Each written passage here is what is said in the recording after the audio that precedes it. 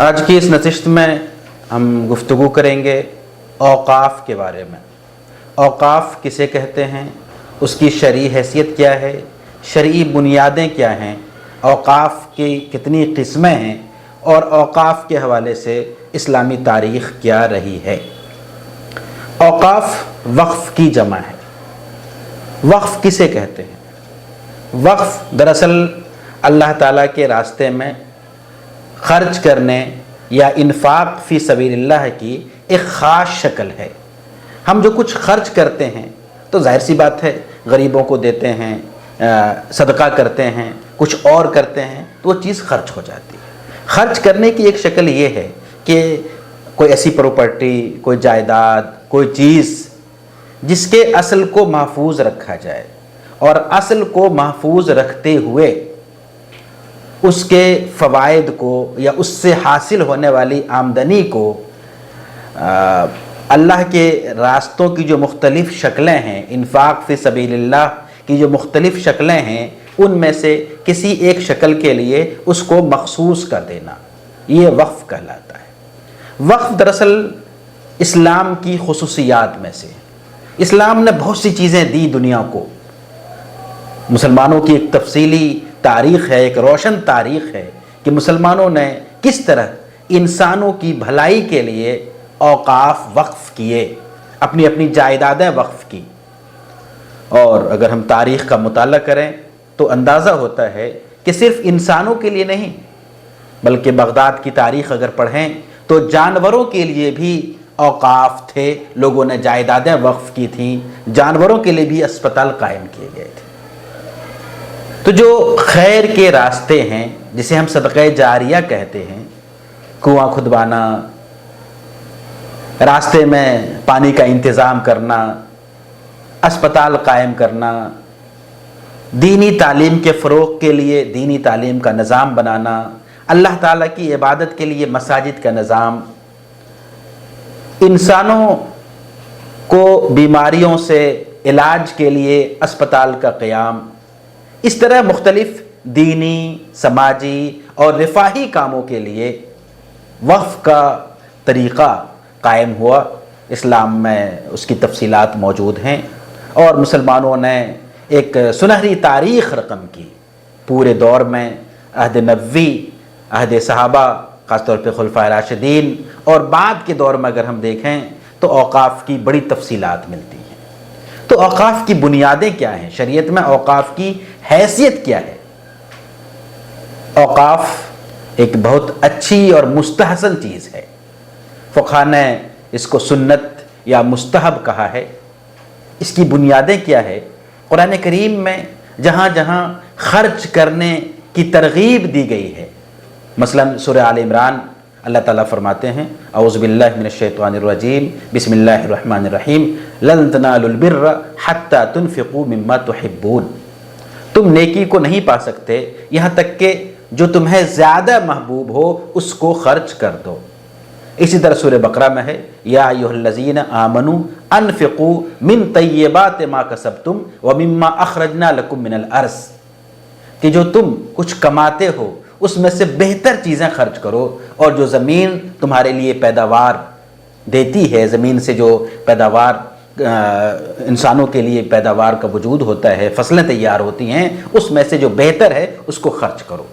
تو گویا اللہ کے راستے میں یا اللہ تعالیٰ کی رضا کے لیے، اللہ تعالیٰ کی خوشنودی کے لیے خرچ کرنا، اور خرچ کرنا ظاہر سی بات ہے عام صدقہ ہے، لیکن خرچ کرنے کی ایسی شکل کہ وہ چیز باقی رہے اور اس سے لوگ فائدہ اٹھاتے رہیں، اس کا نام وقف ہے۔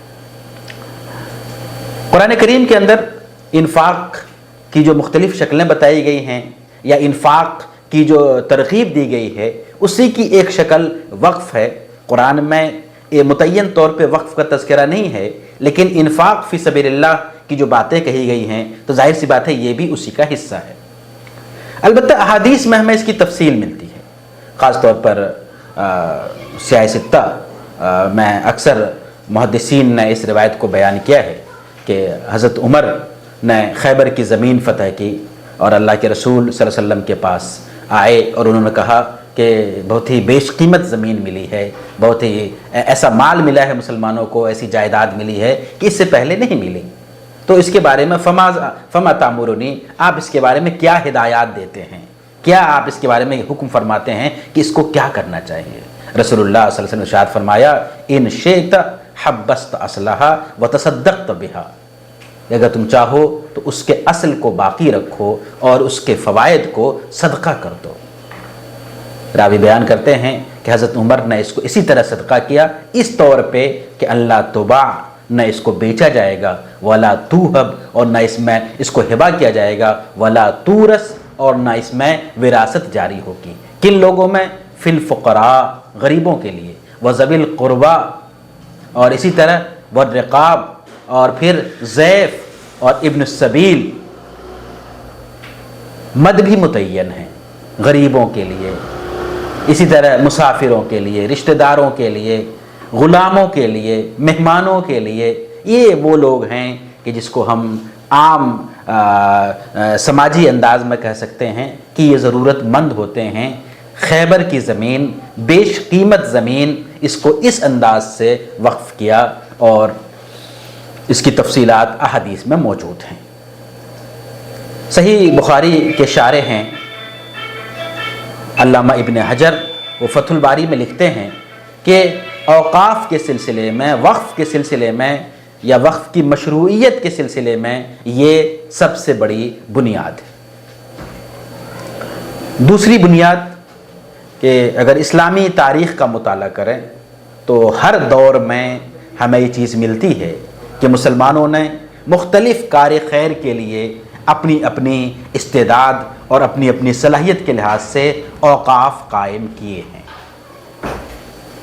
تیسری ایک اور اہم بنیاد مشہور حدیث ہے، اللہ کے رسول صلی اللہ علیہ وسلم نے ارشاد فرمایا کہ اذا مات ابن آدم انقطع عملہ الا من ثلاث، صدقۃ جاریہ او علم ينتفع به او ولد صالح يدعو له۔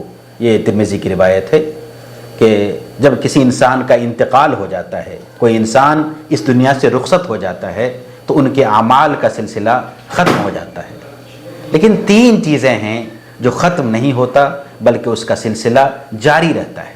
پہلی چیز صدقہ جاریہ، کوئی ایسا کام کرنا، کسی نے کوئی ایسا کام کیا کہ وہ کام ان کے مرنے کے بعد بھی جاری ہے۔ مساجد کی تعمیر، مدارس کا قیام، خانقاہوں کا قیام، اسپتالوں کا قیام، پانی کا انتظام، رفاہی کام، اس طرح کی بہت سی چیزیں ہیں کہ اگر کوئی اپنی زندگی میں کر جاتا ہے تو جب تک اس کا وجود رہے گا تب تک ان کو ثواب پہنچتا رہے گا۔ یہ روایت بھی بنیاد ہے وقف کے سلسلے میں، اور اس سے اندازہ ہوتا ہے کہ وقف کی بنیادیں کیا کیا ہیں۔ وقف کن چیزوں کو کر سکتے ہیں؟ فقہاء نے اس کی بھی تفصیل بیان کی ہے کہ وقف میں کون کون سی چیزیں ہو سکتی ہیں۔ مثلاً زمین کو وقف کرنا، مکانات کو وقف کرنا، دکانوں کو وقف کرنا، باغات کو وقف کرنا، اسی طرح مساجد کی تعمیر، کنویں کھدوانا، پل بنوانا، قبرستان کا انتظام، راستوں کا انتظام، یہ وہ تمام چیزیں ہیں جس کے لیے کوئی آدمی اگر کچھ اپنی پراپرٹی میں سے کچھ دیتا ہے تو اس کی حیثیت وقف کی ہوتی ہے اور اس کا ثواب ان کو پہنچتا رہے گا۔ وقف کیوں ہے؟ کئی مقاصد ہیں اس کے۔ مثلاً مذہبی ضروریات کی تکمیل، جیسا کہ میں نے ذکر کیا کہ عبادت کے لیے مسجد کی ضرورت ہے، اور یہ مسلمانوں کی اجتماعی ضرورت ہے، دینی ضرورت ہے۔ اسی طرح دین کو سیکھنے اور سمجھنے کے لیے، دینی تعلیم کو فروغ دینے کے لیے مدارس کا قیام، خانقاہوں کا قیام، اسی طرح جو اہل علم دین کی خدمت میں لگے ہوئے ہیں ان کی کفالت، ان کے لیے ان کے زندگی کا نظام بنانا، یہ وہ چیزیں ہیں جو اوقاف کے بنیادی مقاصد میں سے۔ اسی طرح رفاہی مقصد جس سے عام انسانوں کی ضرورت پوری ہو، مثلاً اسپتال کی تعمیر، کنویں کھدوا دینا، اور آج کے دور میں پانی کا انتظام کروا دینا. بہت سی ایسی جگہیں ہیں جہاں پانی کی قلت ہوتی ہے، لوگوں کو پریشانی ہوتی ہے، پانی کا انتظام کر دینا. اسی طرح عام انسانوں کی جو طبعی ضرورت ہے یا بعض معاشی ضرورت ہے، مثلا غریب ہے اور اسپتال قائم ہے، وہاں فری علاج ہوتا ہے، تو نہ صرف یہ کہ اسپتال کا قیام ہوا بلکہ اس سے ضرورت مندوں کی ضرورت پوری ہوگی. غریب لوگ جو معاشی اعتبار سے کمزور ہیں ان کی ضرورت پوری ہوگی. اسی طرح اوقاف کے مقاصد میں سے ایک مقصد یہ بھی ہے کہ جو غریب ہیں یا مسکین ہیں ان کو خود کفیل بنا دیا جائے. کسی نے مساکین کے لیے، غریبوں کے لیے کوئی چیز وقف کر دی تو ظاہر سی بات ہے کہ اس وقف کا جو فائدہ ہوگا وہ غریبوں کو پہنچے گا. تو اس طرح غریبوں کی کفالت ہوگی، اور جب غریبوں کی کفالت ہوگی تو گویا غریب معاشی اعتبار سے مضبوط ہوں گے، ان کی حالت بہتر ہوگی، اور دھیرے دھیرے گویا پورا سماج ترقی کرے گا. اسی طرح علوم و فنون کے فروغ میں وقف کا بڑا کردار ہے. مدارس، خانقاہیں، لائبریریاں، اس طرح کی اور چیزیں ہیں جس کے لیے لوگوں نے اوقاف، اپنی جائیدادیں وقف کی، اوقاف متعین کیے تو اس کا فائدہ پہنچا، اور اس طرح علم کے فروغ میں اس کا کردار نظر آتا ہے. اسی طرح عام انسانوں کی ضرورت، تو یہ وہ مقاصد ہیں جو ہمیں اوقاف کے پیچھے نظر آتے ہیں. عہد نبوی میں اوقاف کا وجود کثرت سے ہوا ہے. عہد نبوی کی تاریخ جن لوگوں نے لکھی ہے انہوں نے اس کا ذکر کیا ہے کہ عہد نبوی میں مسجد نبوی کے علاوہ بڑی تعداد میں مساجد کی تعمیر ہوئی ہے، اور مساجد کی تعمیر میں صحابہ نے بڑھ چڑھ کے حصہ لیا. تو یہ اوقاف کی مثال ہے. اسی طرح خلفائے راشدین کے دور میں، عام صحابہ کے دور میں اوقاف کا ثبوت ملتا ہے. ایک مشہور واقعہ ہے حضرت ابو طلحہ انصاری رضی اللہ عنہ کا کہ بیراحہ نامی باغ جو بڑا قیمتی باغ تھا اس کو انہوں نے وقف کیا تھا. اسی طرح حضرت عثمان نے ایک کنویں کو وقف کیا تھا مسلمانوں کے لیے، اس کی بھی پوری تعریف، پوری تفصیل ملتی ہے. مسلمانوں کا کمال یہ ہے کہ مسلمانوں نے جہاں اپنے لیے سوچا وہیں عام انسانوں کے لیے بھی سوچا، اور یہ بات اسلامی تعلیمات میں موجود ہے. اسی طرح اوقاف سے عام انسانوں کو فائدہ ہوگا، اور عام انسانوں کے علاوہ جو دیگر مخلوقات ہیں، خاص طور پہ جانور، اس کو بھی فائدہ پہنچانے کی تاریخ ہمیں ملتی ہے. جانوروں کے لیے اسپتال کا قیام. اوقاف کی قسمیں کتنی ہیں؟ اوقاف کی فنی طور پہ کچھ قسمیں ہیں جو بہت مشہور ہیں. پہلی قسم ہے وقف علی اللہ. دراصل جو بھی وقف ہے وہ وقف علی اللہ ہی ہے، لیکن وقف علی اللہ سے مراد اللہ کی عبادت یا دین کی سربلندی کے لیے یا مسلمانوں کی اجتماعی کاموں کی تکمیل کے لیے وقف کرنا، مثلا مساجد، مدارس، عبادت گاہیں، خانقاہیں، اسی طرح عیدگاہیں، قبرستان وغیرہ. دوسری قسم ہے بیت المال کے اوقاف. اسلامی دور حکومت میں خود بیت المال کے پاس بہت سے اوقاف تھے، اس کی کئی کیٹیگری ملتی ہے تاریخ میں. تو یہ بیت المال کے اختیار میں ہوتا تھا، اور بیت المال کے ذریعے سے جو نظام چلتا تھا اس سے فائدہ ہوتا تھا. تیسری قسم ہے وقف علی الاولاد. اولاد کے لیے وقف کرنا. اس کی بھی تاریخ ہمیں ملتی ہے اور اس کا ثبوت ملتا ہے کہ اولاد کے لیے یا رشتہ داروں کے لیے وقف کرنا، اس کا فائدہ یہ ہے کہ وہ چیز تقسیم نہیں ہوتی ہے بلکہ اس کا وجود باقی رہتا ہے، اور اس کے جو فوائد ہوتے ہیں وہ اولاد کو برابر برابر ملتے رہتے ہیں. اس کے بھی مختلف مقاصد ہیں. خاص طور پہ کبھی یہ احساس ہوتا ہے کہ اولاد نالائق ہیں، وہ اس جائیداد کو باقی نہیں رکھ پائیں گے، تو ایسی صورت میں ان کو نہ دے کے اولاد پہ ہی وقف کر دیا جاتا ہے اور اس کا کوئی نگراں متعین کر دیا جاتا ہے.